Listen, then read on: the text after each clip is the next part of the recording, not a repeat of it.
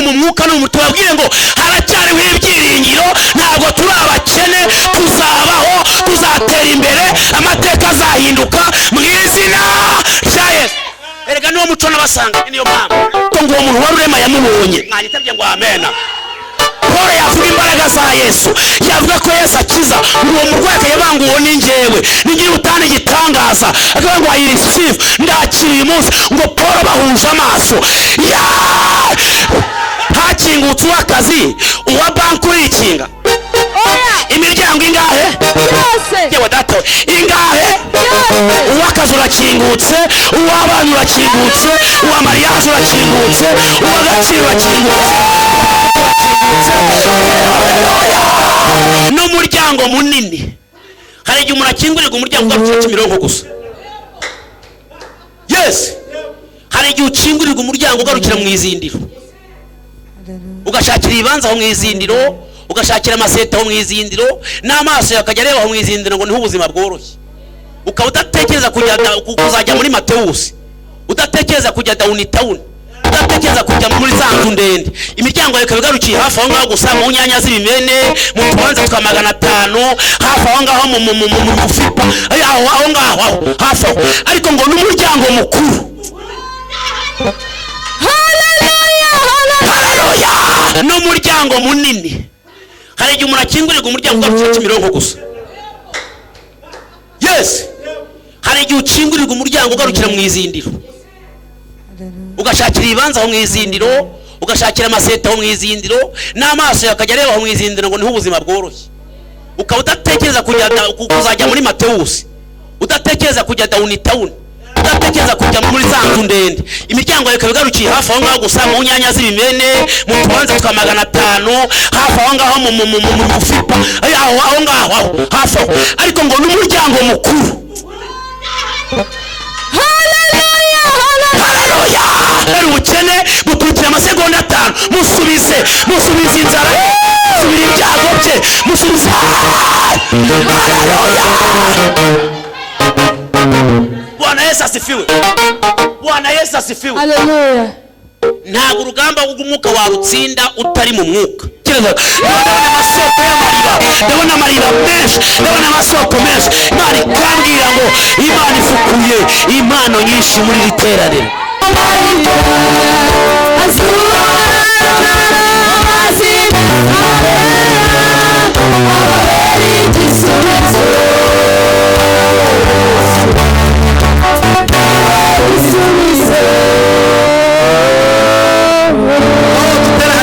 Twakira intumwa y'Imana.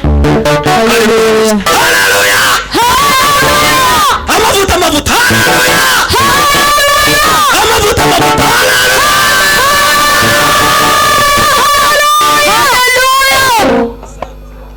Bintu biraha ntago umuntu yabona wahera, barekiremo agasebeni gatumugumaho. Kakarimbo kacu ni mukibuka umuntu utumwe, ariko ntago tuburenza kubera igihe, sibyo?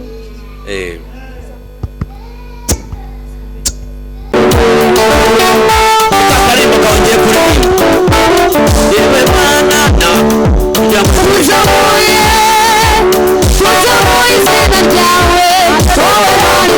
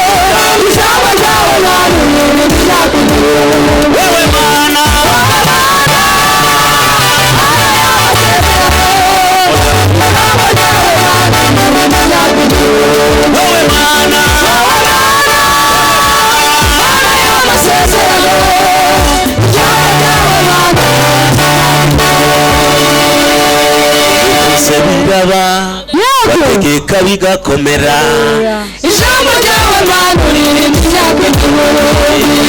uririmba kanzu urubyaro uratadukuruka ijambo ryawe Mana iyo uvuze kuzakora waragize ugasoza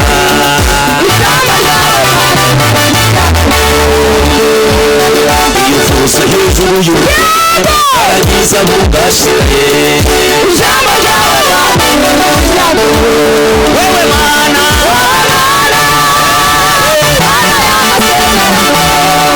ijambo ryawe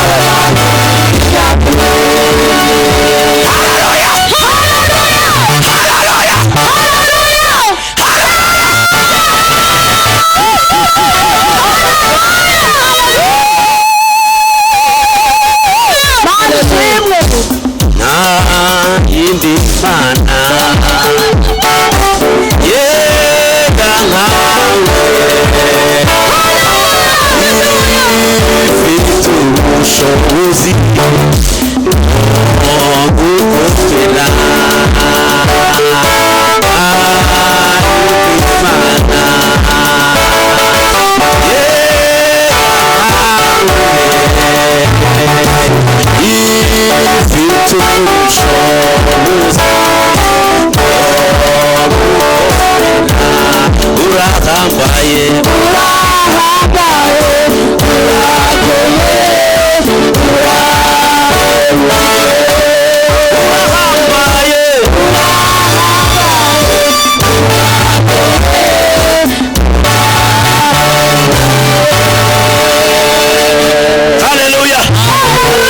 ngaho nimwigendere baha amashyi cyane barakoze Imana ibaha umugisha. Hano hantu hari Imana mu buryo budasanzwe. Reka mbisubiremo ko hano hantu hari Imana mu buryo budasanzwe. Ubinjirira aho hantu baranetraliza bigakunda, ariko hano hari Imana. Kandi uze kumbabarira ni wewe waje ntutekereze kuutaje. Wewe waje uze kwakira ibyawe Imana yateguye. Kuko hano hantu hari Imana. Uwaje gushaka Imana ndamya ntashidikanya ko ari buyibone kandi araza kuyitahana, araza kuyibona ihindura ubuzima bwe. Haleluya! Haleluya! Reka nshimire umushumba wampaye ikaze kandi akaba nanyemera. Ubundi jewe ukuntu nteye mushumba iyo umbwiye kunyemera mbwiriza cyane kurushaho. Kandi nibyo. Ariko kandi burya niyo umuntu atananyemeye nge ndabwiriza nkamunoza nkiruka. Ubwo nta handi tuba tugihuriye. Kumerekeza kumva amavuta y'umukozi w'Imana umushumba mugenzi wabo bariya n'abantu bakuru. Ndabubaha ndagira ngo mbahaguruke hanyuma babereke mbone kubwiriza. Bose bahaguruke.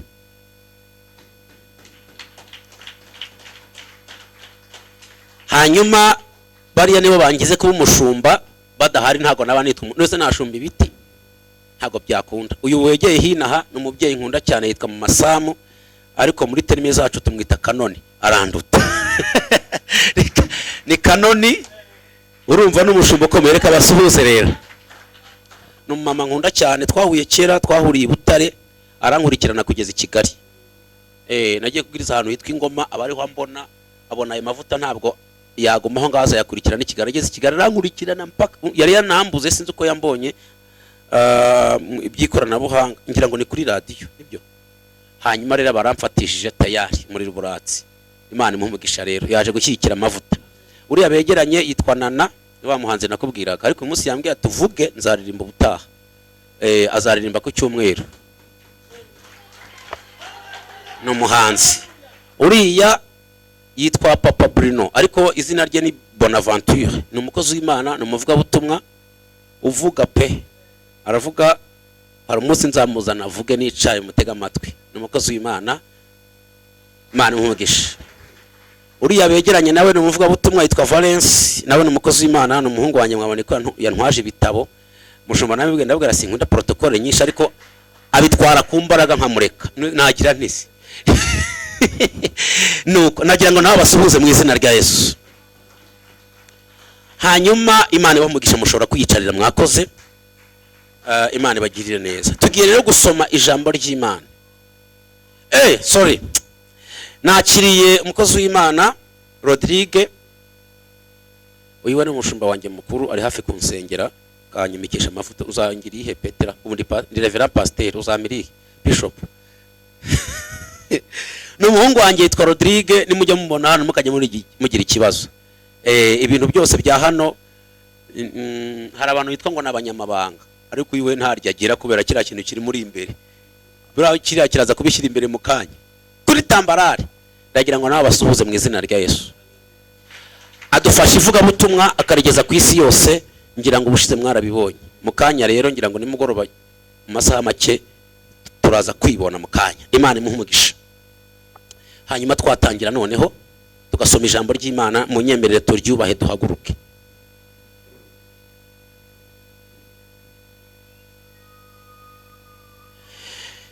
Dusome ijambo ry'Imana. Yashaka kubabwira ngo hano hari Imana nuko ijambo umushumba avuze niryo nateguye ko tuvuga. Haleluya! Kuko amavuta araha agiye gusubiza ibyawe byawe byaratatanye. Nshatse kumubwira ngo wakomeje nkiyicarira kuko ararirangije, ariko icyiza gihari nuko umwuka yanyemeje ko ari umwe, kandi ko ibyo naje kuvuga atari ibyanjye kandi ari byo. Ubu nicyo kikwemeza ngo ibyo waje kuvuga nibyo. Burya hari ibimenyetso uhura nabyo. Rero ni Ezekiel 37 niyo tugiye gusoma. Amen.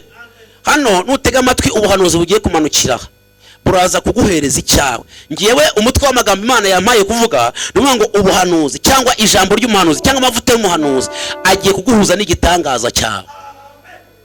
Uze kumbabarira ubitega amatwi neza.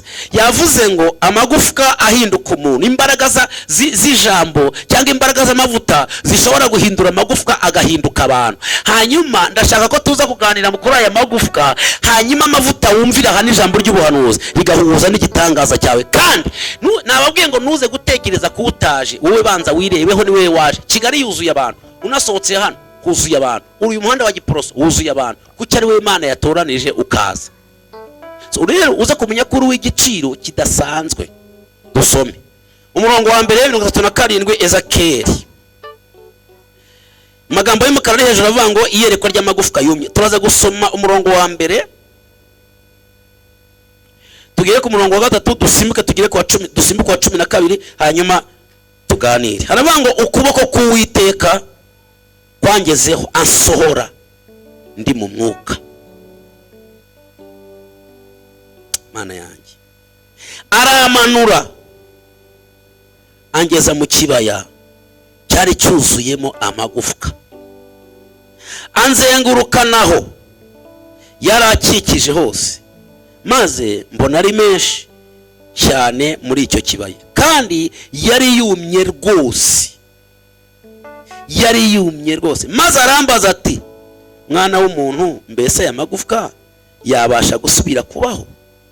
Ndamusubiza nti mwami ni wowe ubizi. Umurongo wa 12 nuko rero hanura ubabwire abateraniye Salvation, ubabwire uti uko ni ko umwami w'Iteka avuga ngo dore ngiye gukingura ibituro. Ndafashijwe pe. Ngiye gutingura ibituro byanyu. Kambisubiremo ibi. Ngiye gukingura ibituro byanyu mbibakuremo mwa bwoko bwanjye mwe, nzabagarura mu gihugu cya Isiraheli. Nimwakira ijambo ry'Imana. Ngo nimwicarire tuganire, Imana ibamugisha. Bwana Yesu asifiwe. Ngize amahirwe akomeye cyane yo kubwiriza ubwoko bungana gutya. Ngize amahirwe magari cyangwa ntabona uko ngereranya yo kubwiriza abantu bakomeye mungana gutya.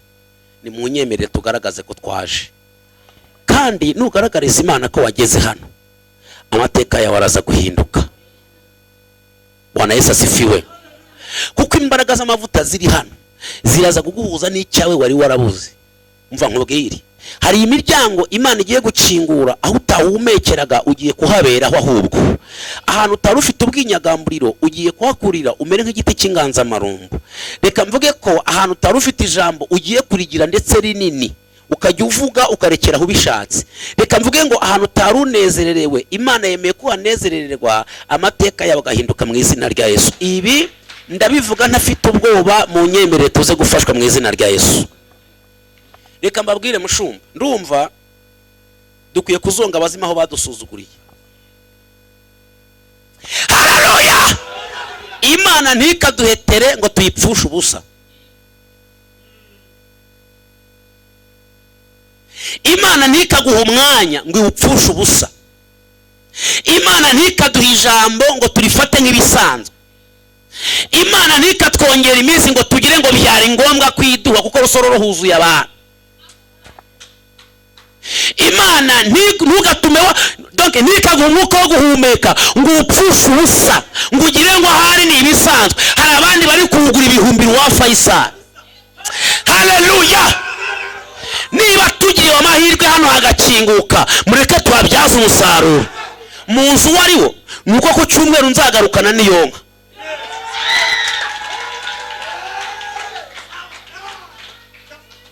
Reka mbabwire. Haleluya! Nimunyite bivuge ngo amen. Umfashe nubwo nitumiye, ndifuza ko hano ku cyumweru twashira igicaniro.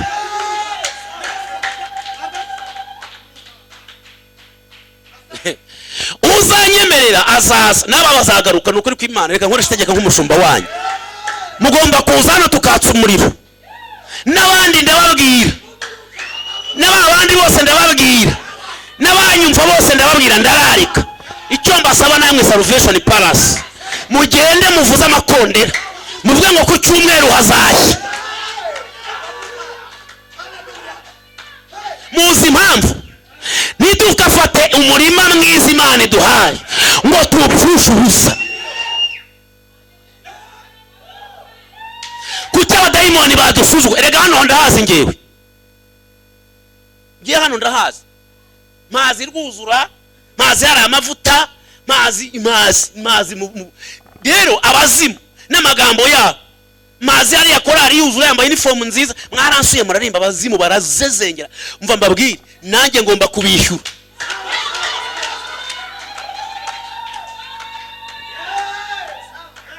Ndabeshya se? N'abastari mufita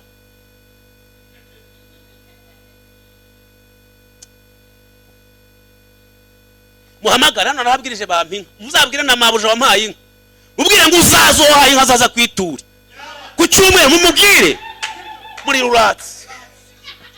Haleluya! Mubahamagare bagire ngo ntabazimu, muze mwumve Imana, nimutaha musubire nimuzagaruke. Ariko mumbabarire telefone zanyu Imana ibahamayirite, muhamagare. Niko kazi mbahaye iki cyumweru, nanjye ngiye kugakora. Nzaza nasenze, amavuta agiye gukora ku cyumweru n'iyonka tuzaba turaha. Shaka agasuzuguro karangira kabazimu. Buri mano wese azana izakora ku cyumweru. Bagafaranga mubabwire, bakatunge mubabwire, hajya abandi ni bande mubabwire. Reka ndabaza. Bwana sifiwe. Icyo shaka ni iki? Nuko amavuta aguhuza n'igitangaza cyawe ukiva. Niryo jambo tugiye kuganira. Reka iyitere tuyisuzugurireho abazimu. Kuni baramfungurira ubusurusuru urusengero. Kubavande naje hamunye imijambora. Nzaza rero. Nzaza. Wasanga ni impamvu batari bampa kugira ngo nze natse igicanira. Kandi umunsi nacyatsaga ako hano hari umugisha. Muzi impamvu ndabyibutse. Umunsi nacyatsaga, uziko bampamagaye ariko wa gatatu maze kubwiriza hano bakambwira ngo zane byangombwa dufungure. Narindi hano. Reka nsi. Haleluya! Harama ikibazo, ahana abantu bari amavuta ntibahamenye. Lakini ngo baraho gusa bazenguruka baraho. Hano tugomba kuhatsa umuriro, amateka gahinduka mu izina ryande cyaye. Mana duhaye akana. Bwana sifiwe. Uyu mukiri Imana yamuhaye amafaranga ni ukora byose. Natwe duhaye akanwa n'amavuta n'amaguru muze tubyine. Sike. mwanyitabye ngo amen. Nimwongereho muvuge ngo amen. Muvuge ijambo ryiza muvuge ngo amen. Hanyuma mushumba uwo munsi ku cyumweru turaza kwifatanya ngewe nawe muri bwa butunzi ufite, nanjye nzakiraho, tuzagura amafanta. Umuntu wese uzaterana ahangaha azabaterana nanywa. Uzaterana hano wese azaterana nanywa. Abasimu mu mwuka no tubabwire ngo haracyariho ibyiringiro, ntabwo turi abakene, tuzabaho, tuzatera imbere, amateka azahinduka mu izina rya Yesu. Erega niwo muco nabasanga, niyo mpamvu. Amafanta? Okay. Ntabwo tuzagura amafanta gusa. Tayari muri ruratsi. Mwahaye Imana amashyi, serega hahiye.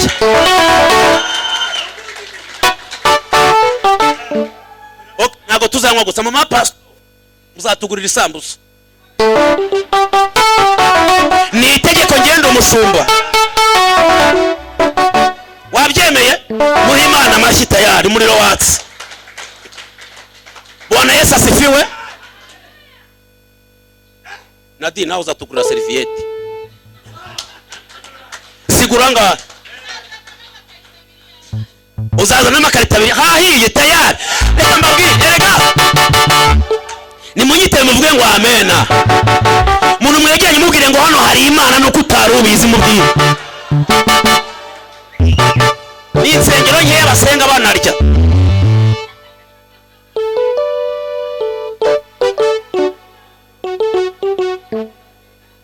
Bwana sifiwe.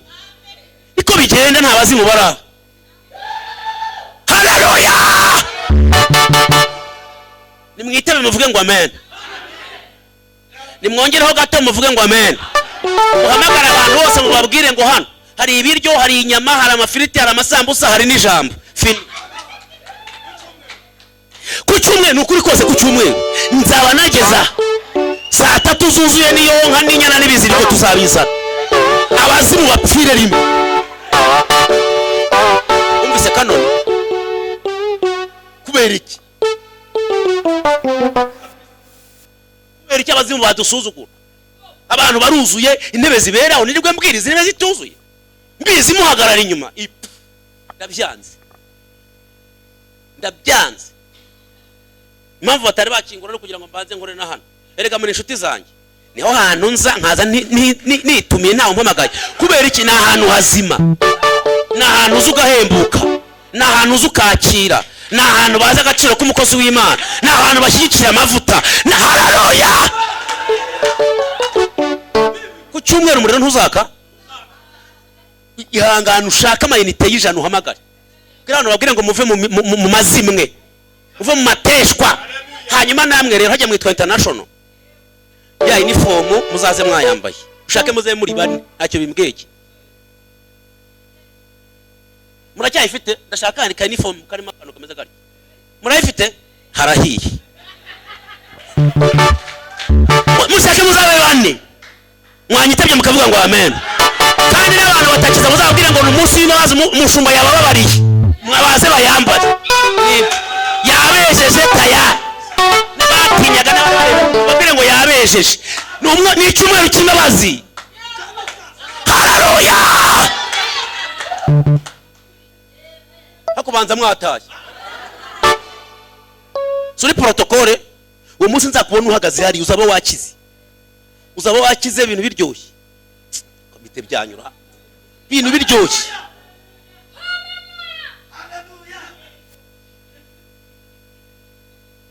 Rega ni kintu bimeze. Bwana sifiwe. Paul wamuvuze kugira ngo bambuke inyanja bari bamaze amajoro 18 zari imbohe 772.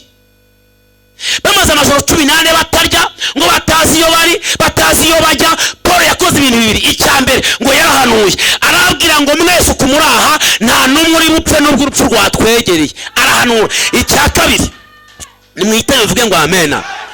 Aravuga kumureba tumaze amajoro 18 tutarya, ariko ngo amanyura agatsima akavana hangara ngo dukwiye gusangira. Arabagaburira barabisengera ngo bose barakira. Bukeye bwaho ngomeye ko icyo kigwa cyitwa Merita, batangira kuririmba indirimbo z'amazamuka, amateka arahinduka. Tera haleluya. Icyatumye umwuka wera amanuka mu gice cya kane byakozwe n'intumwa ni ibintu bibiri: ni ugusenga no gusangira. Ubanza mwatashye. Ni ugusenga no kugira gute? Ngo basangiraga ibyabo nta bwiko. Ubwiko mu Kinyarwanda ni iki? N'ubugegera, n'ubuturi. Ufite 100 akabizana gutya, muvuge ngo amen. Ufite 300 akabizana naryo, ngo bagasangira nta bwiko, ngo kugeza ubwo umutima igenda ikaba umwe. Imitima y'abantu barenga 120 ngo uragenda ubumwe. Saa 3 za mu gitondo Imana niyarindiye saa 9. Ubundi Imana yisanga gukora saa 9, ibitangaje kanuka saa 9. Muzasome kuva mu itangiriro kugera mu isezerano rishya. Imana ibitangaza byakunda kuboneka saa 9 ku gicamunsi, ku kirengarenga isaha ya saa 9. N'ibitangaza bituro bikinguka ku bwa Yesu byabonetse saa 9. Umwe ukingirije ahera wazatutse saa 9. Yesu avuga ijambo rya nyuma hari saa 9. Ariko Imana ntiyarindiriye saa 9. Hari ikintu twakora Imana ntirindiriye yavuze. Hari ikintu twakora Imana ntirindiriye yavuze. Imana ntiyarindiriye saa 9 ngo ahubwo saa 3 za mu gitondo amatwi yabo yumva ibintu bitatu, amaso yabo arema ibintu bitatu, ururimi rwabo ruvuga ibintu bitatu. Ngo bumva umuriri, bumva umuyaga, bumva n'umuriro. Muvuge ngo amavuta. Wanyitabye ukavuga ngo amen. Mwavuze ngo amen. Umuntu mwegeye mubwire ngo uyu ni umwaka wanjye, mubwire ngo uyu ni umwaka wanjye, iki ni igihe cyanjye, aya ni amateka mashya, izi ni imbaraga zinjeho. Haleluya. Bwana sifiwe. Bwana sifiwe. Reka ntangaze ko turi mu gihe cyo guhanura kandi tudafite ubwoba. Kandi barimo bafifinika bivanga, tugomba kuvuga ibintu bizima kandi tukavuga ukuri kw'ijambo. Haleluya. Uyu muhanuzi dusomye yitwa Ezekiyeli. Ikibazo rero nkunda amateka ariko kandi ndaza kukanyuremo gake. Yitwa Ezekiyeli. Inde akaba mu bahanuzi bakuru bataryaga iminwa mu buhanuzi.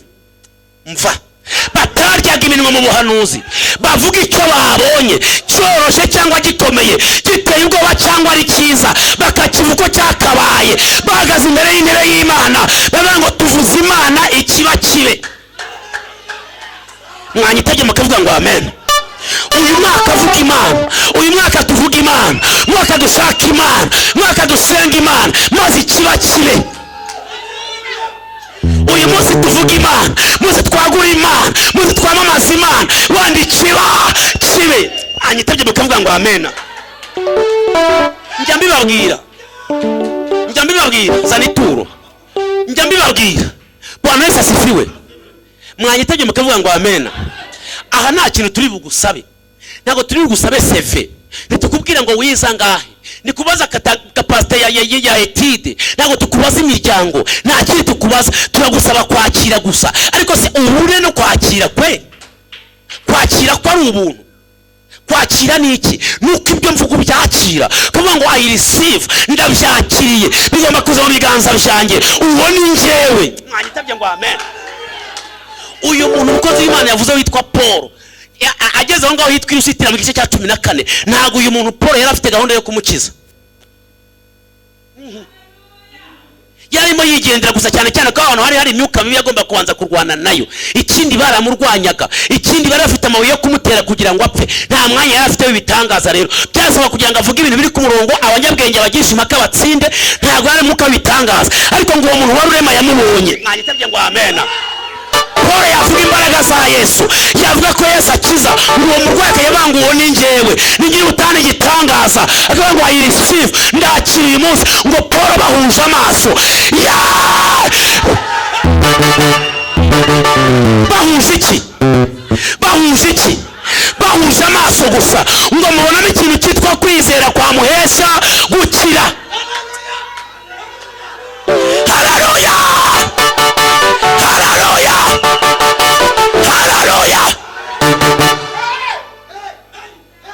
Muri iyi minsi mfite ijambo rivuga ngo nubwo abantu batera kandi Imana itaduhamagaye mu murongo w'ibitangaza yagennye ukaba utari urimo, ndagira ngo uyu munsi wishyire kuri lisite ujye ku cyo bita umugereka. Umugereka ni abantu bashyirwaho igihe lisite yarangiye, ariko kandi bakabona ko ibyo bintu babifitiye ubushake, akazomora ngo muwushyire ku mugereka, nawe ibyo ahawe bisa n'ibyo abahawe mbere.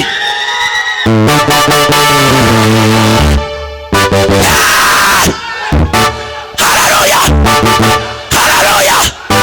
Niwumva ijambo rimvamo, kumva ijambo rivugirwa ahangaha, menya ngo urahura n'igitangaza cyawe, kuko Imana yatubwiye ngo irakingura imiryango y'ibituro byacu. Anyitabye ngo amena. Mu mvugo y'umwuka, umuryango w'igituro ni ahantu abantu batinya, ni umuryango umuntu wese atapfa gukingura. Sinzi niba byumvikanye. Ni umuryango umuntu wari wese atapfa gukingura, ni ahantu umuntu wese atapfa gukingura. Niyo mpamvu Imana yavuze ngo ndaza gukingura imiryango abantu batakingura, ndaza gukingura imiryango abantu batatinyuka gukingura. Uyu munsi waza kwakira ubuzima buhawe n'ijambo mu izina ryande ryawe. Ezekiyeli aravuka, avukira mu nzu y'igitambyi, bamwimikira kuba umutambyi, avuka ari umwana w'umusenzi. Mwagitabye mukavuga ngo amen. Mu mwaka 596 mbere y'ivuka rya Yesu, Babiloni iraza bafata ari iminyago, baraza barabajyana, ariko bagenda abasore muri abo hagendamo na Ezekiyeli. Ntabwo nari kuvuga Daniyeli, Sadaraka, Meshaki na Abedenego, ariko reka mvuge Ezekiyeli. Bwana Yesu asifiwe. Ngo bagenda bafite Imana ishobora ibintu byose, bagenda bafite Imana yagutse, ngo agenda afite Imana ikomeye. Ariko wagira ibyago kuko yari umutambyi, bamufatana n'umwami witwa Yehoyakimu, babafungira ku mugezi witwa Kebari. Hari hafungiye abapolitisiye, birumvikanye.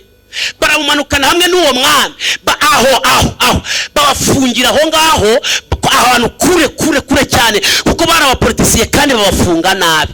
Ariko aho yaravuze ngo Mana, nubwo mfungiye ahantu habi, ariko ijisho ryawe rirandeba, imbaraga zawe naho zitankura. Kandi amakuru yari afite nuko bene wabo bari baratataniye mu mahanga atandukanye no mu ntara zitandukanye, ariko abafungiye yiterana Imana isumba byose.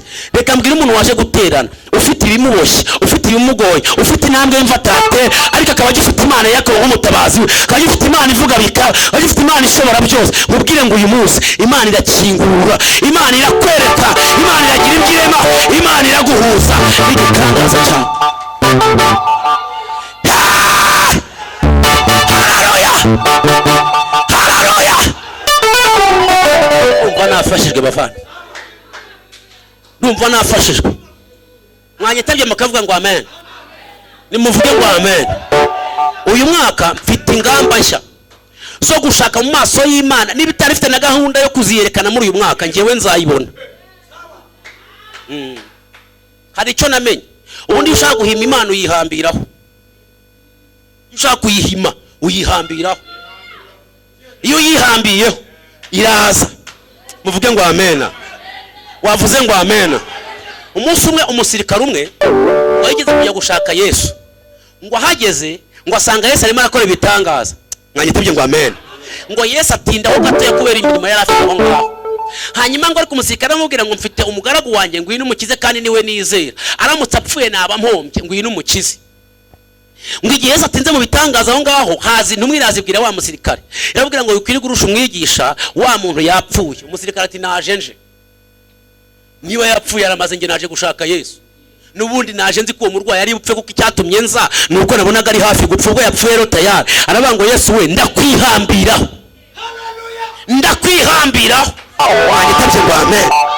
Ndagira gute? Ndakwihambiraho. Ngo umusirikare arebye ngo asanga Yesu afite akazi kenshi, ngo ahita amujya imbere amubwira ngo ubu ndeba ngende umusirikare, twebwe tugira amategeko akomeye. Iyo mvuze ngo ngwino uraza, kuko nta muntu ujya uhakanira fande. Banza mwatashye.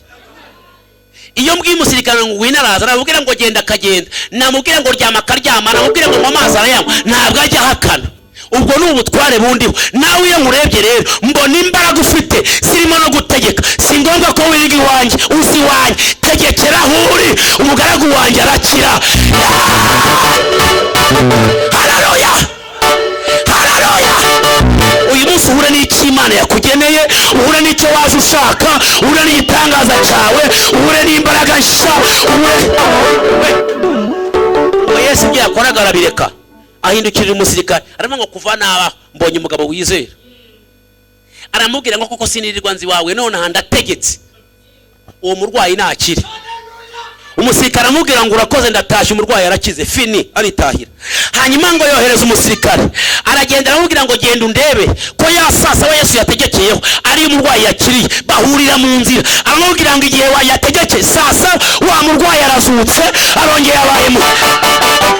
Haleluya, haleluya.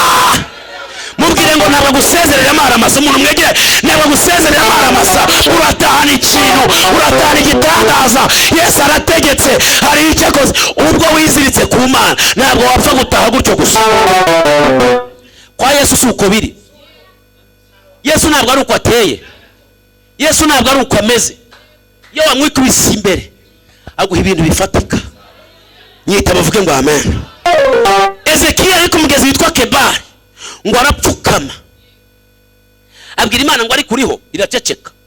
Abwira Imana ngo ariko urakomeye, iraceceka. Ariko ni wowe wakwiye basokuruza mu butayu, ukabatembereza ubwo butayu, ukabavana muri Egiputa, ukabatunga imyaka 40, uyu munsi tugendera kuri ya masezerano. Yego twaracumuye, ariko se uri Imana yihise koko kugeza ubwo ngo uhamagara ntiwitabe? Yewe nari kuvuga ibintu bitanu yerekeye hariya, ndavuga kimwe ari kiki. Muvuge ngo amen. Ngo hamagara Imana. Imana irebye mu mbohe zose ziri muri Babiloni, isanga ni Ezekiyeli wenyine uri kwihamagara. Irebye mu mbohe za politike ziri aho ngaho, isanga Ezekiyeli yo hagarariye abandi. Ndagira ngo bana Imana igiye kubona mu muryango, bana Imana igiye kubona mu isi, igiye kubona mu ntara, igiye kubona ituye, ikubonemo, ibone ko ukwiriye, ibone ko uyihagarariye, ibone ko uyikeneye. Tera haleluya. Imana irebye iravuga iti sinakwiyumanganya kabisa. Nimuvuge ngo amen. Nimwongereho gato muvuge ngo amen. Ezekiyeli mu bahanuzi batatu beretswe intebe y'Imana batatu. Uwa mbere weretswe intebe y'Imana neza akayibona yitwa Yesaya, arayerekwa. Muvuge ngo amen. Uwa kabiri weretswe intebe y'Imana yitwa Ezekiyeli. Uwa gatatu weretswe intebe y'Imana yitwa Yohana. N'abahanuzi batatu beretswe intebe y'Imana, berekwa ibizima, berekwa abakerubi, berekwa amagare, berekwa ubwiza bwayo, berekwa icyubahiro, berekwa ubushobozi, berekwa Imana ubwa. Haleluya. Wowe waje ugiye kubona ibyo abandi batabona, ugiye kwerekwa ibyo abandi bateretswe, ugiye kurya ibyo abandi batariye, ugiye kwambara ibyo abandi batari bambara, ugiye kuvuga ibyo batari bavuga, ugiye kuryama batari barya. Ariko ninde murokore nyumva wumva Imana. Uhagaze Pastor Cecilia Radimari Garda Rando wipike stance fo, wanyitabye kavuga ngo amen. Wavuze ngo amen. Kini cyo gihe cyawe, kini cyo gihe cyawe, aya niyo mateka yawe, zinizo mbaraga zikwiyeretseho. Imana igiye guhindura ibintu, Imana igiye guhindura ibintu. Reka mbisubiremo ntabwo. Imana igiye guhindura ibintu. Imigozi yari guhambiriye iracitse, amagambo yari aguhambiriye yaracitse, amateka yari aguhambiriye yaracitse, icyangiro cya kiguhambiriye kiracitse, gereza harimo ikibazo irakingutse. Imana ntitinya gereza. Haleluya. Umuse mvuge iki? Imana ntabwo itinya gereza iyo ari yo yose, yaba iy'inzara, yaba iy'ubukene. Ariko izi gereza zo zarafatikaga. Imana yinjiye muri gereza 3 zikomeye. Iya mbere ni iyi ngiyi, nimuvuge ngo amen. Yinjiramo, mwanyitabye mukavuga ngo amen mukabyara. Ubwa kabiri yinjiye kwa Paul na Sila, banza mwataye ngo bababoshe, babahora ubutumwa bwiza, babaha amaguru n'amaboko, ngo barabahondagura baravunagura, ngo ariko bari muri gereza kandi irinzwe cyane, irinzwe cyane. Baravanga amaguru araboshe, amaboko araboshe, ariko umunwa ntuboshye. Umunwa ntugize ute? Mwati umunwa wacu ntituboshye, umunwa wacu mwari tukabohoka. Wanasifiwe. Umunwa wacu mure kubohoke mu izina ryande, mu izina ryande. Umusirikare wese wabuze morale arapfa. umusirikare wese wabuze morale ku rugamba arapfa. Niyo mpamvu muzabona abasirikare barangwa n'ibintu bibiri. Ikintu cya mbere ni imyitozo, icya kabiri ni morale. Si ibintu byinshi burya, ni imyitozo, hazamo discipline n'ibindi byose no kwitoza uburyo warwana, ariko hakazamo na morale. Vuga ngo morale. Morale. Umurokore wabuze morale arapfa. Impamvu bisanisha n'igisirikare nuko ari indirimbo ya 28 ivuga ngo turi abasirikare kandi benshi, ngo twogejwe mu maraso. Uvuga bavuze yavuze ngo ntago twaviringise, ntago twapasinze, ntago twakororinze, ntago baduhondaguye, ahubwo twogejwe mu maraso y'umwana w'intama kandi menshi. Mwahitabye ngo amen. Mwavuze ngo amen. Mu gisirikare cya Yesu iyo ubuze morale urapfa. Ugira ute? Iyo ubuze morale baragushingura. Niyo mpamvu Yesaya kuvuga rya jambo rivuga ngo kuko umwami azantabara yarapfuye. Kubera iki? Nuko yavukiye ibwami, akaba afite afana witwa Uziya. Noneho yahanuraga ari mu kwa Uziya, Imana iramwica kugira ngo avuge ibyo agomba kuvuga. Hanyuma Uziya apfuye, Yesaya arakena, atangira no gutotezwa, bamushyira ku karubanda arapfuye, atangira kurya ubusa kandi yarari ibwami, atangira gukena kandi yarari ibwami. Abantu bose bamuvaho, arangije agira morale, aravuga ngo mwese nimumveho, mwese nimugende, amafaranga nagende, kuko umwami Imana azantabara. Nicyo gituma ntamwara. Mu maso yanjye ndakomera nkaba nk'urutare, kubw'ibyo ntago nzakorwa. Haleluya. Igihe uza morale mu masezerano bazagushingura, uzapfa. Nubura morale uzapfa. Muvuge ngo amen. Mwongero gato ngo amen.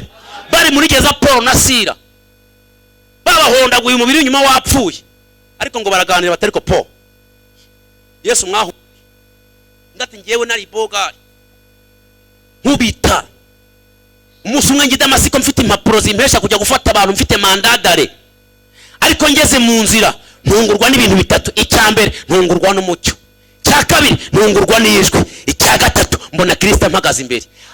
Amanyama arashira, amagambo arashira. Aravuga ngo ngiye kumva numva ijwi rimbwira ngo ndenganyirize iki. Mbajije ngo urinde, arambwira ngo ndi Kristo urenganya. Nangiye kuzana amagambo ankubita umutego nikubita hasi, kuva uwo munsi mpfishishwa. Arambwira ngo umva ndagutransformye, ndaguhinduye, ngo hinduriye ubuhamya uko bari bakuzi, ndabihinduye. Ariko ninde murokora unyumva we? Mera Yesu amashi, mera Yesu. Itangazo, Yesu aguhinduriye ubuhamya, Yesu aguhindura aho wajyaga, ahinduye icyerekezo, ahinduye direction, ahinduye aho wajyaga. Wanyitabye ukavuga ngo amen. Ako bavandi Imana niyamaye akanwa, ndavuga kabisa, ndavuga. Nutizera ntugire ngo abahanuzi ntibaguciye imbere. Vuga ngo amen. Sushaka ibyo amavuta ndabifite, ibyo ubwenge singi ibyo theology sindiho nyibaha, ubwo uko uraburirahe. Fungura amatwi n'akanwa ugire morale. Nimvuga itangaza wakire, nimvuga kubaho wakire, nimvuga kuzuka wakire, nimvuga miliyarderi wakire, nimvuga amashuri wakire, nimvuga akazi wakire, kuko amateka yahindutse. Wanyitabye kavuga ngo amena. Paul ngo avuga Yesu muri gereza babahondaguye.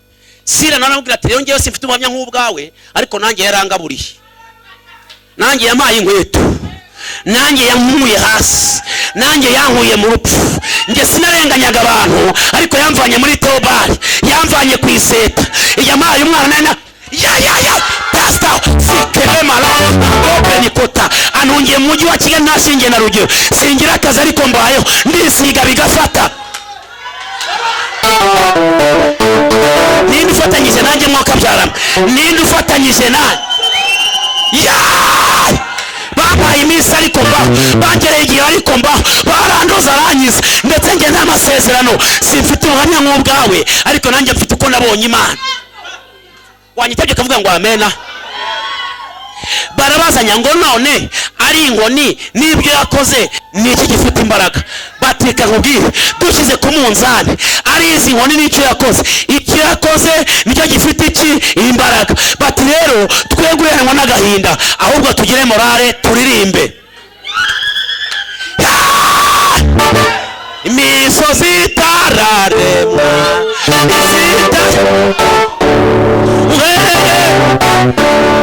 kera kose uko wahoze. Piano yapfuye wa mwana ko udashyiramo igisirimba, muvuge ngo amen. Ubu kuva umunsi njya mbwiriza uhagaze ushyiremo igisirimba cyangwa se beni, kuko ubu ngiye kujya mfashwa ndirimba ameze nka Dawidi. Uzanye ituro shyiraho kuko ibintu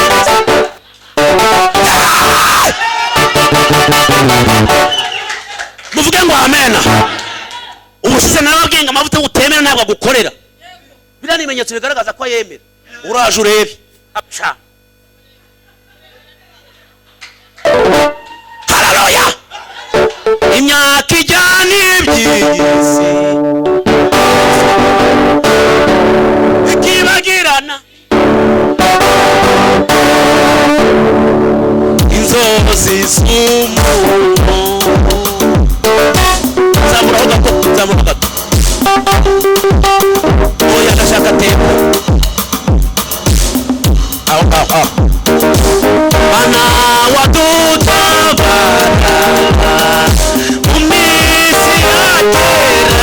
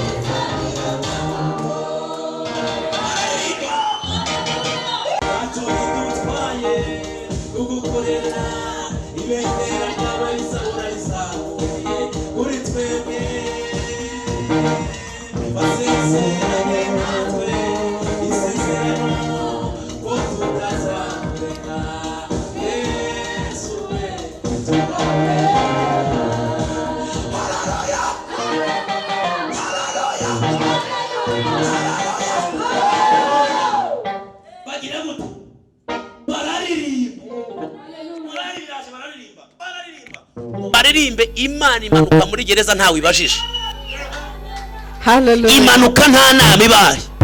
Umva ibintu bitatu byabaye. Ikintu cya mbere ngo humvikanye umuriri. Hallelujah. Humvikana umutingito. Uraza utigisa abasirikare, utigisa inzu kugira ngo Imana igaragaze ko nta cyayikoma mu nkokora igihe yaje. Icya kabiri ngo iminyururu imera amatwi. Iradohoka, iva ku maguru, iva ku maboko, iravuga ngo abantu ntago sabo kuzirikwa, sabo kubo. Icya gatatu ngo imiryango yose. Hallelujah. Imiryango ingahe? Yose. Imiryango ingahe? Yose. Imiryango ingahe? Yose. Bimbwire mbyumve ingahe? Ingahe? Yose. Ingahe? Ariko hakingutse urubyaro uw'akazi urayikinga. Oya. Yose. Hakingutse uw'akazi uwa banki urikinga. Oya. Imiryango ingahe? Yose. Yewe data ingahe? Yose. Uw'akazi urakingutse, uw'abana urakingutse, uwa mariage urakingutse, uw'agaciro urakingutse. Haleluya. Hallelujah. Haleluya. Haleluya. Muhindukire umubwire ngo ya miryango yose mubwire. Ntacya gatanu mubwire ngo ya miryango yose. Umva ntihagire umuntu usigara amuhanurire, mubwire ngo ya miryango yose, ya yindi ikomeye, ya yindi igoye, ya yindi inaniranye, ya yindi yose irakingutse.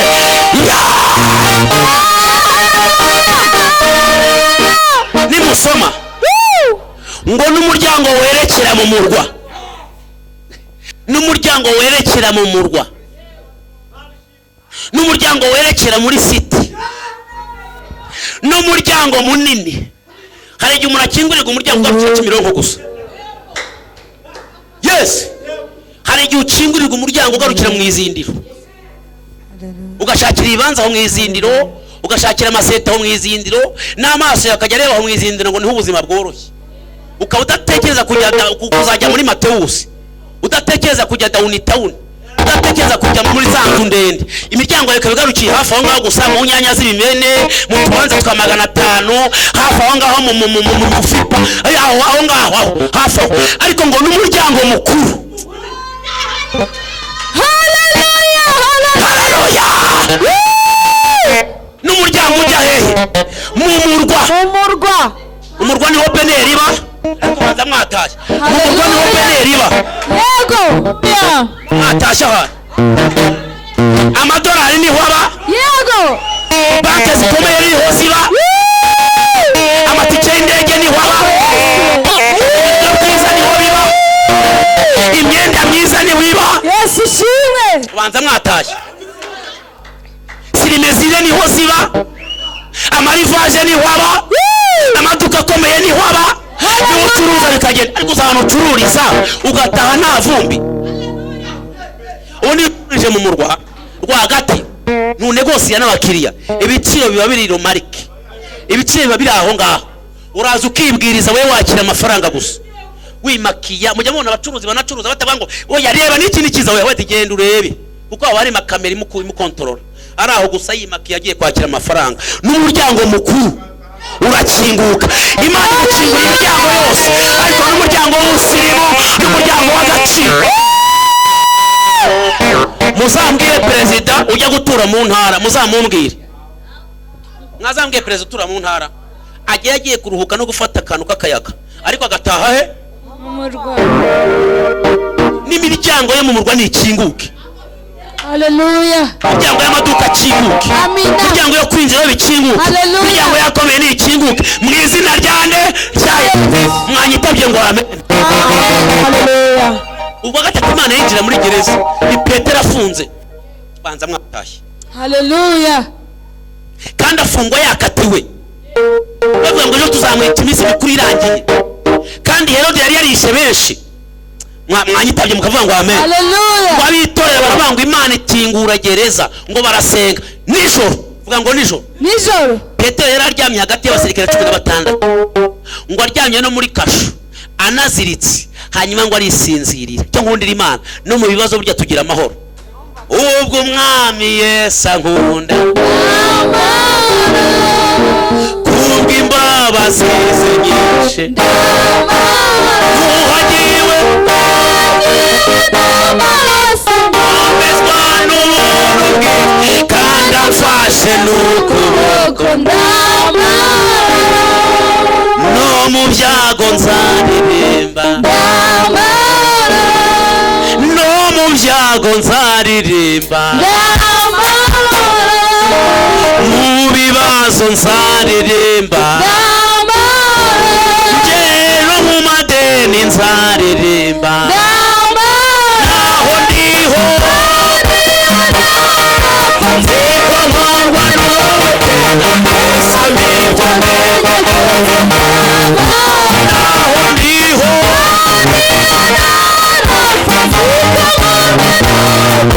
Yesu amikongera rwose. Marayika araza yinjira muri gereza, arakingura inzugi ziritaba, ngo asanga Petero aho aryamye. Vuga ngo ansanga aho ndyamye. Ngo amukomanga mu mbavu atamuhubukiye, arabanza aramwomora, amubyutsa yitonze mu kinyabupfura, aramubwira ngo Petero kanguka. Gira gute? Cya kabiri byuka. Icya gatatu fata umwitero wawe. Yaba data we. fata ibyawe byatakaye, fata ibyawe byakwambuwe, fata ibyawe byaragucitse, byaki. Haleluya. Barabifata ngo kenyera neza witonze, ntawongera kugukoraho. Ijuru ryagutekerejeho. Aramubwira ngo nkurikira. Girute? Girute? Nkurikira nkujyane muri destination yawe. Nkurikira igitangaza cyabaye. Nkurikira amateka yawe. Nkurikira imiryango yakingutse. Ngo Petero ngo yari ameze nk'umuntu urota. Twasaga n'abarota ko dutashe, amarira atemba kubera ibyishimo, indirimbo nshya zuzuye ibitabo byacu, ubwo twiteguye tuzafata urugendo rurerure,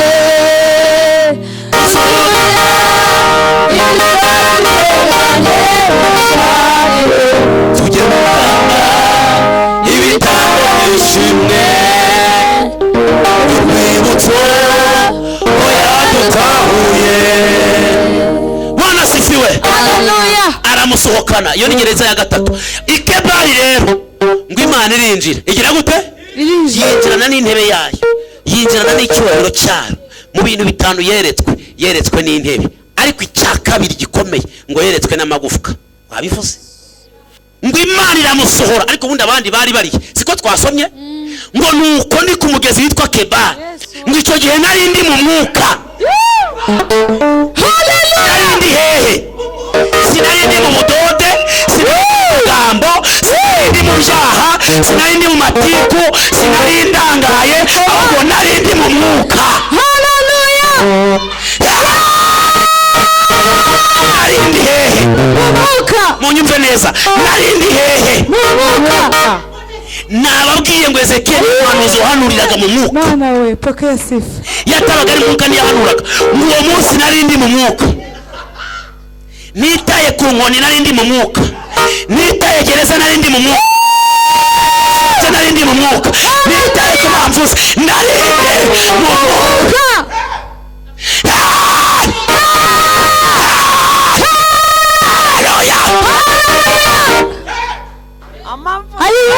Uzi impamvu bipfa? Ni ukuba mu mwuka akanya gato. Uzi impamvu bipfa?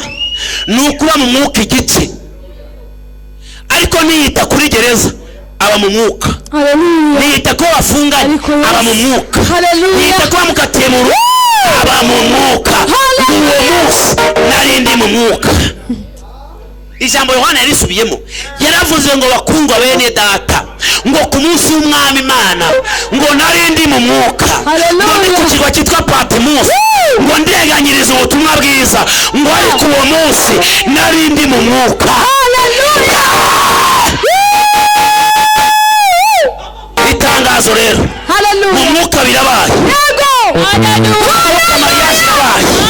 Mu mwuka birasohotse, mu mwuka biraremetse, mu mwuka amateka arabaye, mu mwuka birahindutse, mu mwuka uraciye, mu mwuka urasohotse. Hari ahantu utasohoka utari mu mwuka. Birumvikanye?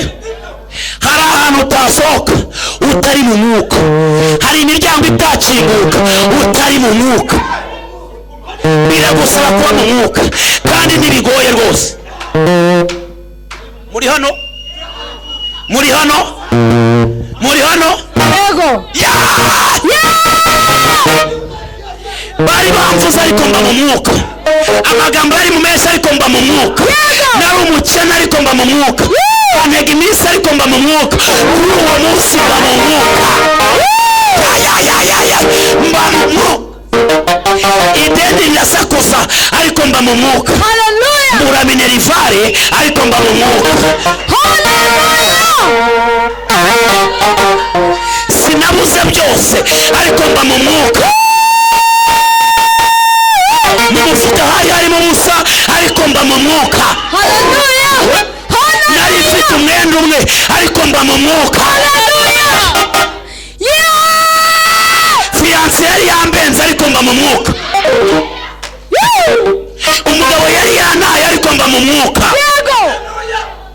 Nari imfubyi uwo munsi ariko ngo mba mu mwuka. Hallelujah. Mu mwuka. Ngiyo paswa mba mu mwuka. Ababaye mu mwuka bose bakinguye imiryango idakinguka.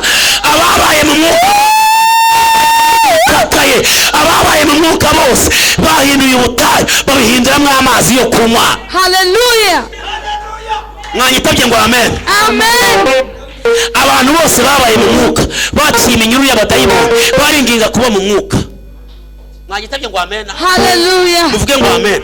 Amen. Kuba mu mwuka ni ibintu bitatu. Ikintu cya mbere ni morale, icya kabiri ni ukudacika intege, icya gatatu ni ukubisakuza. Ni ukugira gute? Kubivuga. Ni ukubisakuza. Hallelujah. Mwavuze ngo amen. Nta wasakuza iby'Imana wahombye. Hallelujah. Nta wasakuza iby'Imana wapfuye ubusa.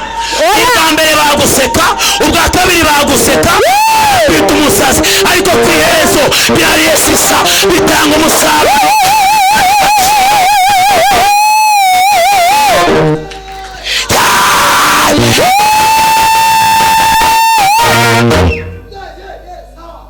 Mwanyitabye ngo amen.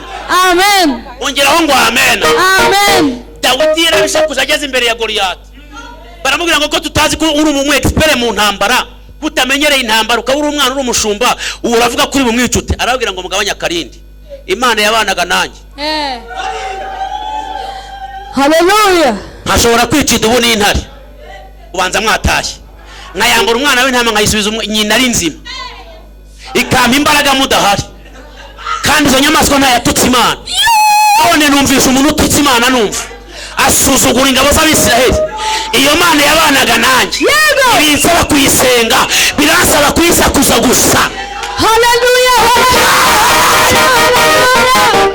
Ninde murokore wabonye Imana abantu badahari akayibona bamusuzugura, ariko akayibona muri Theobald, akayibona mu Cyaho. Ariko nkubaze nicyaka nsoreza wenda Ezekiel nzamuvuge ku cyumweru. Kwanza ubwo igice cya mbere ndakirangije, tuzakomeza Ezekiel ku cyumweru. Mbabazi, ubundi wambwira ute kuba mu mujyi wa Kigali udakora kandi ukisiga bigafata? Yego tujya muri logique, jya muri equation. Ubundi wambara imyenda utifuze kandi udakora winjiza ngahe? Hanyuma tujye mu mibare, uwawukorera wedite ntibagufunga. Mu mvugo yumvikana ubwo ntiwiba, ntugira akazi ntiwinjiza kandi urarya nturaburara, yewe nturava ni Kigali kandi hahenze. Mu buryo bwa comptabilité, mu buryo bwa statistique, ntabwo wiba. Uyakurahe niba utiba? Reba ukuntu usa. Hallelujah. Mu buryo bw'ifatika, tugiye mu buryo bw'imibare y'ibifatika, twagufunga rwose. Ariko uvuga ijambo ry'Imana rivuga, reba ngo hari igicu cyatwikiraga Abisiraheli, kunywa kikababera inkingi y'igicu, nijoro kikaka, tubaye tukagacu. Nutabisakuza uzasakuza iki? Ubundi ntukwiye gusakuza kuko wabonye akazi, ukwiye kubisakuza kuko ubayeho utagira akazi kandi ukabaho. Yego. Kabisa. Hallelujah. Kukabona akazi n'abandi barakabona, hari n'abakabona batanze ibindi bintu, hari n'abakabona mu buryo bwabo. Ntabwo ukwiye gusakuza akazi, ukwiye gusakuza kuko Imana igutunze utagira akazi kandi ukabaho mu buzima bwiza.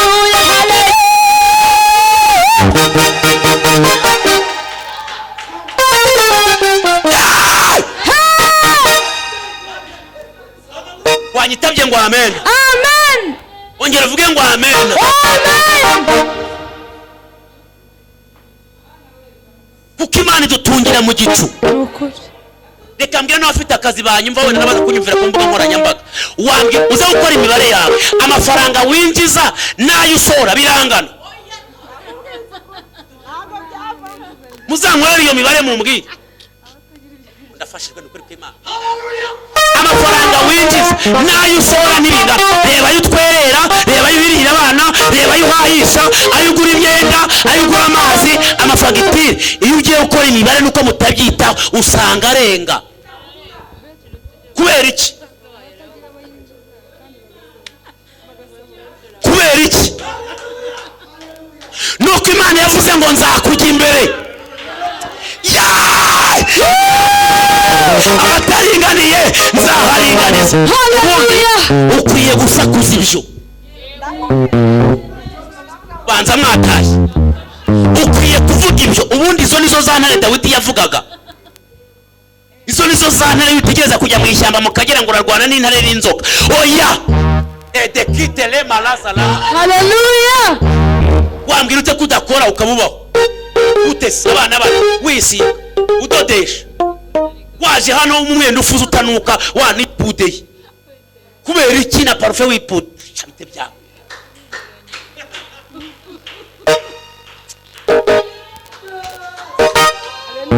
Haleluya.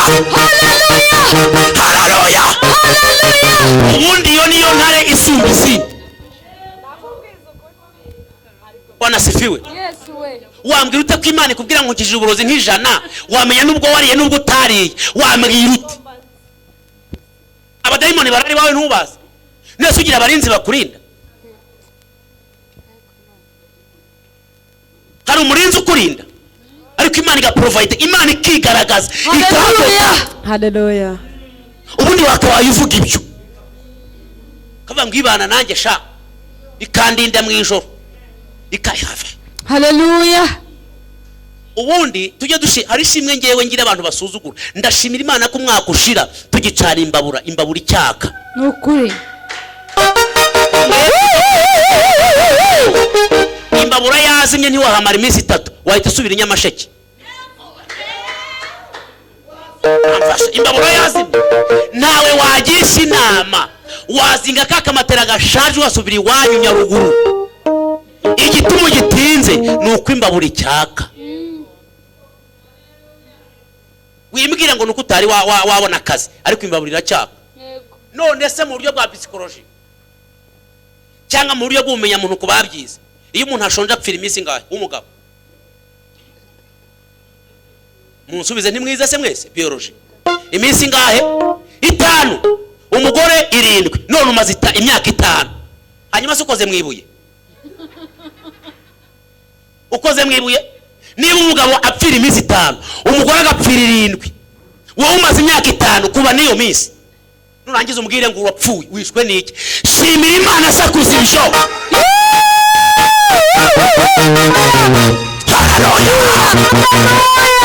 Iyo ni challenge yumvikana. Byo ni ibintu byumvikana. Mwanyitabye ngo amen. Amen. Ongera uvuge ngo amen. Haleluya. None sibyo. Nta minsi se wacima avuga ngo tuguhaye iminsi 3 ntago uzayirenga. Aramwaye noneho akozwe n'isoni biramurangiranye. Twari twarabivuze ibyo bavuze Imana ibisimbuza ndakoze. Haleluya. Haleluya. Imana ntago yitaye ahantu utinze ba mu mwuka. Ngiyo password ba mu mwuka. Yego. Bahe. Mu mwuka. Niba hari ikintu kigora no kuba pasteur. Niba hari umurimo nabonye mubi no kuba pasteur. Are wa pasteur iteka ryose ntushobora kuvuga ikintu ngo buri kosa kandi ubura bakurwanya. Niwe murimo nabonye utabura abantu bamurwanya. Nimo kuba president w'igihugu. President w'igihugu cyabura bopoza ibibaho. Twebwe tugiye bopoza batanasohoka batanidekarara akaba araha gusa ariko ari umwopoza. Muri hano wajya kuboneka bani cyumweru kimwe urusengero ruruzuye ikindi muri 4 kandi abaye abatataye terega two buriya tuba duhari tudahari kandi ku kindi cyumweru bakaza kandi nta tegeko ufite byabahana.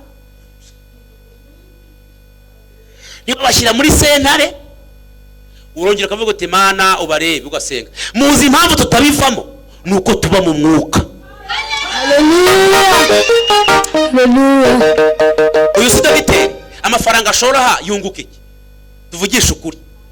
Buri kwezi niyo yishyura amafaranga yinjiza ngahe? Yinjiza ngahe? Hari ubwo yari yahagara akababwira ngo namufashe kwishyura sare. None se muzi ko yinjiza iki? Ntacyo. Ahubwo impamvu abikora nuko ari mu mwuka. Haleluya. Ninde munyamubiri wakwishyura 500 buri kwezi se ntacyo yinjiza? Icyo gishoro se iyo mibare ni yahe kwicurama?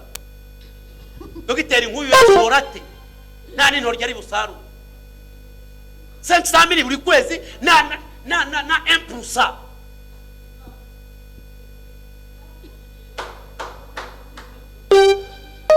Wanesa urugero rwiza rwo gukorera Imana no gutanga. Mbwira umuntu ushobora 500 ariko reba kandi ntiyabura umuntu uvuga ngo yambaye ipantaro ni ituro ryanjye ry'igihugu.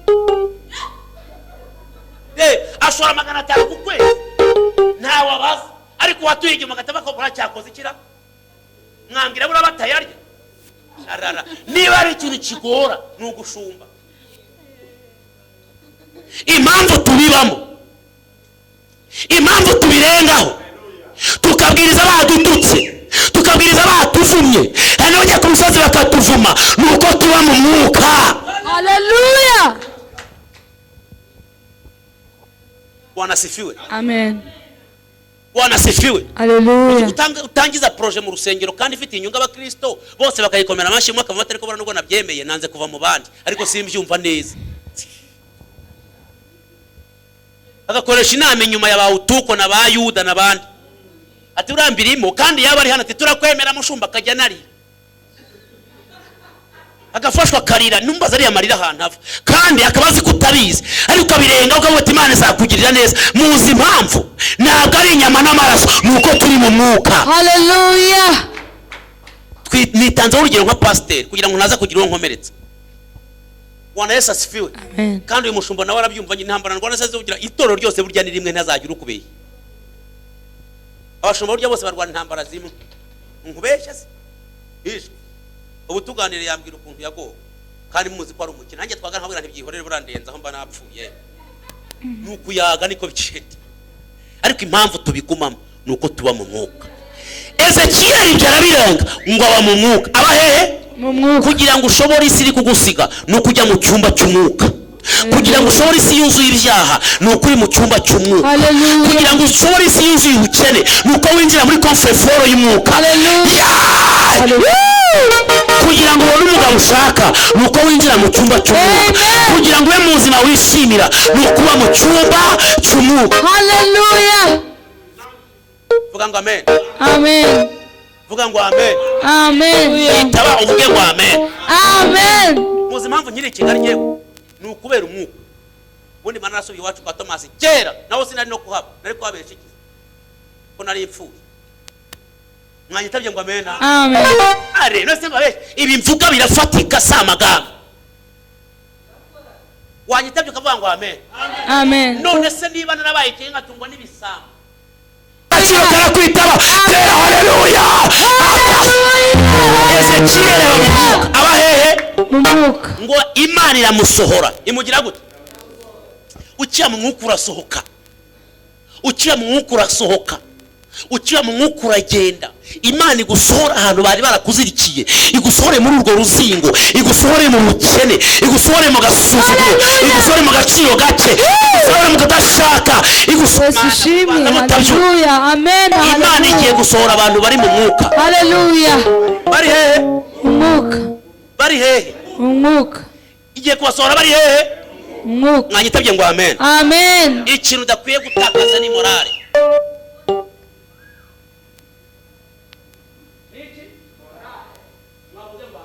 Amen. Amen.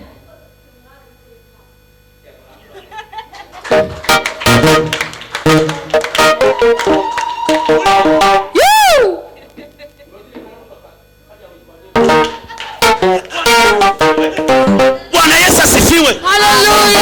Yesu asifiwe. Haleluya. Bwana asifiwe. Haleluya. Nagutera ubukene mukurikira amasegonda 5 musubize inzara musubira ibyago bye musubize. Haleluya. Bwana Yesu asifiwe. Bwana Yesu asifiwe. Haleluya. Ntabwo urugamba rw'umwuka warutsinda utari mu mwuka. Kwitahire unaso Imana ihita isohora Ezekiel ngo agisohoka arya ntiyakubitanye n'umuceri ntiyakubitanye n'isosi ntiyakubitanye n'akazi ngo akubitana n'amagufwa. Amaki? Amagufwa. amaki amagufwa akubitana n'amagufwa kandi ngo atari amagufwa yoroheje, ngo amagufwa yakushutse ngo yumye cyane ubundi amagufwa agira ibintu bita calcium. Iyo calcium yashizemo rero igufwa riragenda iyo ritumye riravunguka, sibyo? Hanyuma izira calcium rero nizo zituma amagufwa akomera, zigatuma na twadutsi twaturi dutuma amagufwa yikaraga dukomera. Iyo atarimo rero ararekurana. Niyo mpamvu ujya kumva umuntu afite calcium aricaye amagufwa ngo ti ti ti, yarumye rero ararekurana igufwa ry'ukwaryo. Igufwa rya ruseke ryita ruseke rikajya hari iryita ko hari ati ntago dushoboye, ntago twishoboreye. Hari amagufwa yakurekuye, nyumva, hari amagufwa yaguteye ati ntitwishoboreye. Hari igufwa ryabanye nawe mu bukene rigeze aho rirarambirwa. Hari igufwa ryabanye nawe mu bushomeri rigeze aho rirarambirwa. Igufwa ritangira riguha 500, ritangira riguha 1000, rigeze ati ntitwishoboreye. Igufwa ririgendera. Ezekiyeli agwa kuri ayo magufwa afite agahinda kameze gake. Nta gufwa ryari ryishimye. Ariko ambwira ko igufwa ryinjije 500 uyu munsi kwari risaba mituyu, iryo gufwa ryaba ryishimye? Igufwa ryarangiye rikaba rifite masters cyangwa wenda rifite degree, uyu munsi kaba ryicaye tagira n'ikiraga cy'ibihumbi 100, iryo gufwa ryaba ryishimye? Nimusubize. None si igufwa ryari ziko rizatera imbere, uyu munsi rikaba rikodesha, iryo gufwa ryaba ryishimye? Umunsi igufwa ryicaye abari haye prive, iryo gufwa ryaba ryishimye? Umve mwimvugo y'umwuka ngo Ezekiyeli asohokera muri ayo magufwa ayagwa amarya, ariko asanga reba ubundi yaryihanurira umuntu bigatuma wiruka. Uti reka ndekera aho shwi, ugahanura umuntu ubona ntiyumva, nta nyeganyega, nta koma, ukavuga ibyo ushoboye ukiruka. Wiburenganya ni izuba ry'amagufwa. Ari igihe ugufwa rizezengera pe, wajya uhanura umuntu ukagira ngo nta nahari. Buriya rero abafite ibintu bitatu bibaza atekosa ubundi uhanura we urahazi. Cyo ni cyambere cya kabiri atabate ubundi bizacaye. Icyo ni cya kabiri cya gatatu ariko we ntabwo nzi ntuzi ubuzima ndimo ivugire. Uyu muntu ni igufwa ryatawe n'andi magufwa. Nasoje wanyitabye ngo amen. Amen. Mu maso y'umubiri, mu maso y'umubiri Ezekiyeli yabango nahanuriye abantu benshi, nahanuriye henshi, nahanuriye byinshi. Ibi ntago nirirwa manura pe, manuje kungerageza. Imana yamaze ngo Ezekiyeli we ko hanuye igihe kirekire, ko wasengeye Samatare, ko wasengeye kanseri zigakira, ko hanuriye abakire bagakena, ko hanuriye abakene bagakira, wahanura amagufwa kongera akaba abantu. Wakoze. Ezekiyeli ngo arebye ukuntu yahanuye Cyanzarwe, agahanura Icyarwa, agahanura mu ijuru rya Kamonyi, agahanura Imbugo ngo Nkuzuzu, agahanurira Gitarama, agahanurira Ibweramvura. Aragira ati kuva naba sinabona ibintu sinahanura. Mwagitabye kuvuga ngo amena sinagira gute sina abwira Imana atahaho rwose nahawe ni wowe ubizi. Imana abwira ngo Ezekiyeli we wibagiwe kuri mu mwuka. Haleluya. Kubwawe ntibyashoboka, kubyo utekereza ntibyashoboka, ariko uri mu mwuka. None rero ita mu cyumba cy'umwuka urimo, wowe hanura ibindi ntibikureba. Mwanyitabye mukavuga ngo amen. Amen. Vuga ngo ngiye guhura n'igitangaza cyanjye. Vuga ngo byose bigiye kunyitaba. Bya bindi biranyitabye, agaciro karanyitabye, akazi karanyitabye, amagara ibikwitabye, amagara ibikwitabye. Ujuzi ukeneye niba ari umugabo arakwitaba, we ni wowe uzi ibyo ukeneye, amagara ibikwitaba. Ezekiyeli ngo yarahanuye aritunatuna, aravuga ngo mwa magufwa mwe muri hano nimwumva ijambo ry'Uwiteka. Ubanza mwatashye n'ukuri kw'Imana. Haleluya. Nimwumva ijambo ry'Uwiteka. Uwiteka aravuze ngo uyu ni umunsi wanyu, ibyo mwabuze arekera. Agira ate? Ubundi yitegera amagufwa. Ntabwo amagufwa yahise anyeganyega, no, ahubwo isi yarabanje iritaba. Haleluya. Manza muze gusoma neza, isi irabanza iritaba. Haleluya. Ijuru ririkiriza. Amina. Dore uko byagenze. Marishim. Ngo umuyaga w'iburasirazuba n'umuyaga w'iburengerazuba, umuyaga w'amajyepfo n'umuyaga w'amajyaruguru ngo byaritabye. Bimaze kwitaba, Uwiteka bishyiramo ubuzima. Ibi bivuze iki? biravuze ngo ibyari byaranze kukwitaba mu mwuka birakwitabye, iburasirazuba biritabye, iburengerazuba biritabye, amajyepfo n'amajyaruguru byose birakwita. Umuyaga wari usanzwe uhuha, umuyaga wari usanzwe uza, ariko uwo munsi uzana ubuzima. Shabanza nabarambira, ariko tuzakomeza ku cyumweru, sibyo? Ubanza ku cyumweru mwabyibagiwe. Hano hazazuka umuntu. Aha. Haleluya. Aha. Hazabera ibintu, muzaza n'abahetswe, muzaza n'ibyananiranye, muzaza ne kanseri. Mumwe muhamagara. Nimugire ubwoba ninjye uzasenga, nimugire ubwoba simwe mukiza. Haleluya. Mwanyitabye ngo amen. Amen. Nimugire ubwoba kubahamagara simwe muzasenga, ninjye uzasenga. Haleluya. Ninde nzabibazwa.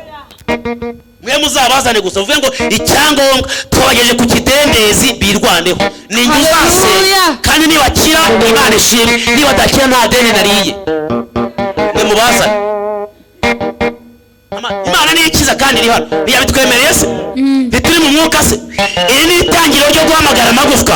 Hamagara igufwa rirwaye kanseri, hamagara igufwa rirwaye diyabete, hamagara igufwa byananiranye. Tera haleluya.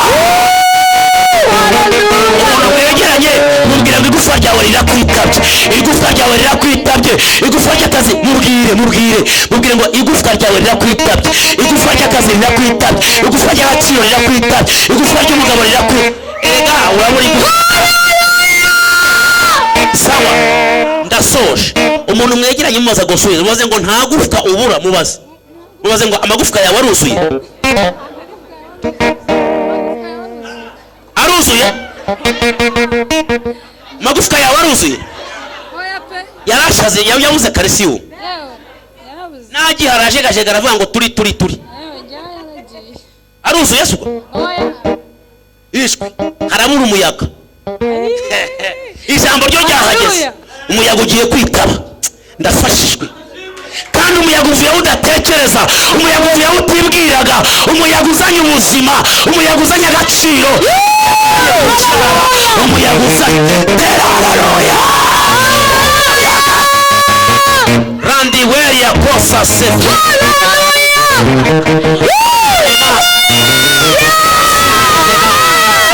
Kala sabini ya kote. Haleluya. Sansini mariga. Weri ya sankite mamba. Ratata ya sasi. Ini vori ya kotite be. Silimala. Adobe testa si. Wila zari mariga. Doberi ya tota. Weri ya kandos tisi. Sasisi ya binia. Testa. Wili keri ya sanctife. Wili keri ya tute. Oh. Zali mariga. Okari ya kota nema. Hota ya sasi. Haleluya. Ya pikidre. Ola sandima. Olema. Wow! Topete ya biya. Kuna sinima.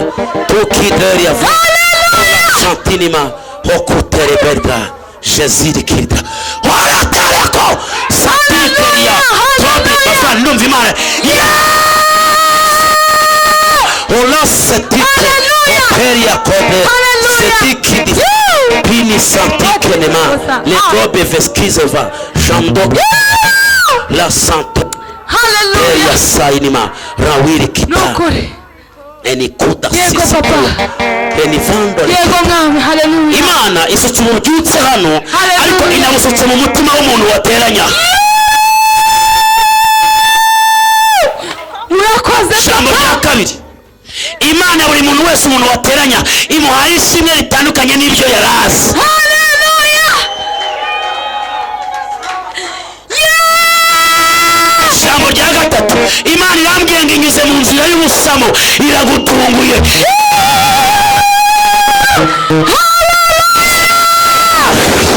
Inyuze mu nzira ya hafi, inzira abadayimoni batari bazi, inzira batategeye. Iragushimwe. These are the cause. Peri ya sansi kidiva. tone za zikipe Yego mwami. and with the cause. Hallelujah. Umuyaga uhushe ibyawe, umuyaga ukuzaniye agaciro kawe, umuyaga ukuzaniye amafaranga yawe, umuyaga ukuzaniye urugo rwawe, umuyaga ukuzaniye igufwa ryawe, umuyaga ukuzaniye igufwa ry'ubuzima. Imana ikuzaniye igufwa ry'agaciro, ikuzaniye igufwa ikuzaniye igufwa ry'iciro. Nyita tuvuge ngo amen. Amen. Bivuge cyane ngo igufwa ryanjye. Igufwa ryanjye. Vuga cyane ngo igufwa ryanjye.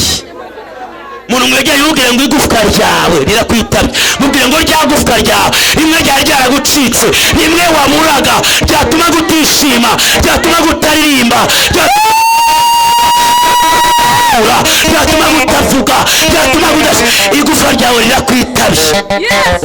The sisiko terizareda ntago rikwitabye gukora ibishaka, rikwitabye kubw'itegeko ry'Imana. Hallelujah.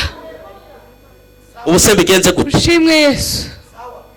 Ntabwo rikwitabye kuko ryabishakaga, rikwitabye kubw'itegeko ry'Imana. Hallelujah. Nibyo. Igufa ry'inzu ndabona riza ryiruka, gufa ryo kurimba ndabona riza ryiruka. Hallelujah. Hano hagiye gupfuka Imana mutatekereza. Ndabona amasoko y'amariba, ndabona amariba menshi, ndabona amasoko menshi. Imana ikambwira ngo Imana ifukuye impano nyinshi muri iri teraniro. Hallelujah. Mwanyitabye ngo amen. Muvuge ngo amen. Umuntu wese wateranye nashaka atayicinye icyaro, nashaka atayicinye icyaro, nashaka atavuga ngo nasuwe, nashaka atavuga ngo nagenderewe, nashaka atavuga ngo ubuzima bwahindutse. Imana ihinduye ubuzima bwawe. Promosiyo ndeba zirimo zimanuka, hari mariage ndeba zirimo zimanuka, hari impeta ndeba ziri kunyanyagira.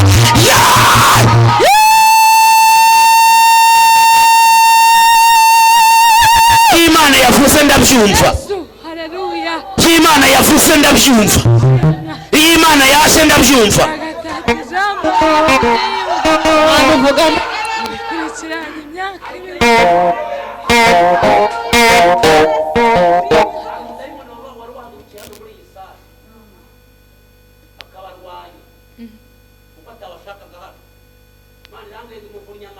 Neza. Hallelujah. Mwari mugiye guhura na message mbi. Dini kansto piferdra. Letita kuko shitani yamaze kurunguruka amenya ikintu kigiye kubera hano imbere. Mwari mugiye kwakira message mbi. Izo message Imana zifatiye mu kirere tarageraho zijya iki. Umuntu wese afite ikigeragezo cy'umurozi wa muzonzi, umurozi wa muzonzi, uyu mwaka urarangirana n'uwo murozi tayari arapfuye.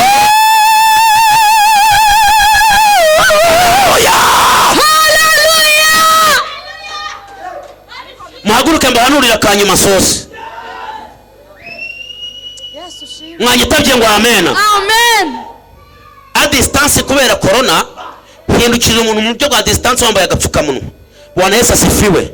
Mubwire ngo ntago umuyaga uzanye umugisha gusa, ahubwo uzanye n'ibyago kubanzi bawe. Mubwire gutyo. Mubwire ngo uzanye n'ibyago kubanzi bawe, uzanye ibihano kubanzi bawe, uzanye inkoni kubanzi bawe, uzanye urupfu kubanzi bawe, uzanye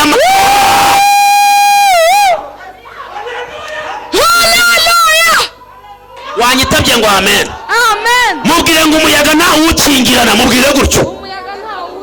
Umuyaga nta usubizayo, umuyaga nta ugira ibara, umuyaga nta usaba inzira, umuyaga nta ujya muri inzira. Mubwire ngo umuyaga uraje, winjiye mu byawe. Umuyaga. Haleluya. Banza mwatashye. Ndashaka amabase. Umuyaga waje aha wawukingirana ngo utinjira. No mu myenge w'urugi umuyaga ucamo, no munsi y'urugi umuyaga ugira gute ucamo. Reka mvuga iki, aho utageze waho komanze bikanga, umuyaga ukugereyeyo uzanye y'umugisha wawe uriyo. Kuko umuyaga ntiwimirwa, umuyaga ntutangirwa. Wanyitabye ukavuga ngo amen. Umuyaga winjiye aho bakuzingiye urahushe. Umuyaga winjiye aho bakuzirikiye urahushe. Umuyaga winjiye kuri wa murozi wamuhushe. Umuyaga winjiye ku kazi kawe urakazanye. Umuyaga umuyaga winjiye kuri fiyanse wawe aje yiruka, umuyaga winjiye mu gatimba urakazanye, umuyaga winjiye mu mpundu ziravuze, umuyaga winjiye muri tabyarira mbyaye, umuyaga winjiye muri viza zirakwitabye.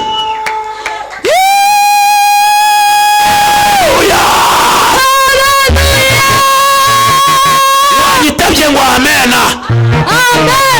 Umuntu mwe shaka umuntu uhanurira mubwire ngo wararushe bihagije. Mwindeba shaka umuntu uhanurira mubwire ngo wararushe bihagije. Mubwire ngo Imana ikoresheje umuyaga. Amaboko y'umuyaga niyo abizanye, amaboko y'umuyaga niyo akoze akazi, amaboko y'umuyaga niyo atanze amatangazo, amaboko y'umuyaga ageza aho utagera akuzana ibyakunaniye. Ngiye kubabaza ijambo rimwe. Haleluya! Yesu we ushimwe. Iyo umuyaga waje n'inzu nihirima, neza n'amabati akagenda. mujya mwumva imiyaga itera mu bihugu byateye imbere. Muzamva ngo za tsunami, mujya numva uriya muyaga uhirika n'ama etaje. Hari ikintu kiremera nka etaje. Ikintu cyawe uko cyaba kingana kose, umugisha uko waba ungana kose, umurago yawuteruye uwushyize mu biganza byawe.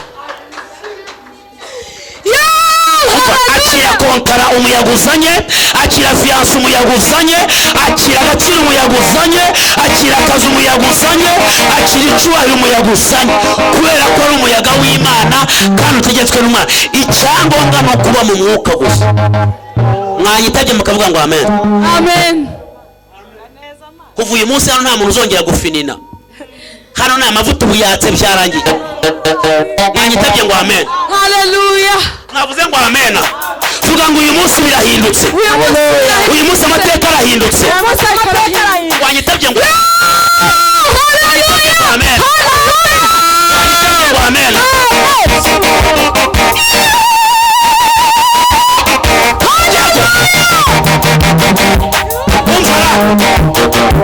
Yego, zangura kavorime wa mwana. Azarema sishashaka itarimo ibibazo. Azarema sishashaka itarimo ibibazo. Azarema sishashaka itarimo ibibazo. Azarema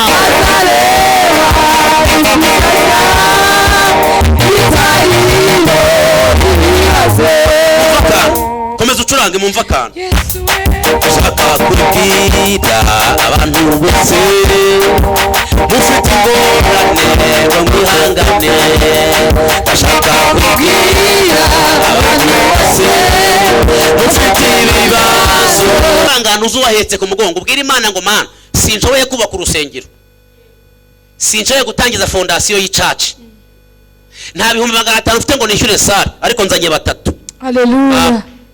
Kuri cyumweru ntuzaze imbokoboko umukuru urutya. Ndabeshyara? Ndabeshya papa. Mukuru urutya ako kucuza wenyine. U Rwanda rwabuza abantu. Bazane. Simvuga. Ku cyumweru nzahanura. Nzagira gute? Nzahanura. Mushumba simpanura. Ndahanura rwose. Kandi simbeshya nukuri kw'Imana. Iyo mparitsemo. Yewe wanyirase. Mparitsemo neza. Ndahanura genda bizi. Mwavuze ngo amen. Amen. Ngenda bizi ko mpanura. Ukuri. Ndabeshya tusi. Oya no. Kabisa genda ndumuhanuzi. Ndabizi. Muvuge ngo amen. Amen. Ongera uvuge ngo amen. Amen. Hanyuma dore ikintu cyatumye Dawidi Imana ivuga ngo ndagukunda mwana wanjye nguhaye imbabazi. Yarabyenye umwitero ugira gute? Urago. Abwira Imana ngo kuko umuyaga wahuje ukamvana mu butayu. Yego. Ndabyenye. Haleluya. Hanyuma mwanyitabye ngo amen. Amen. Ndashaka kubasaba iminota ingahe? Ingahe? 2 gusa. Buri muntu wese niba udashoboye no kubyina ugira uti. Shyiramo kaka.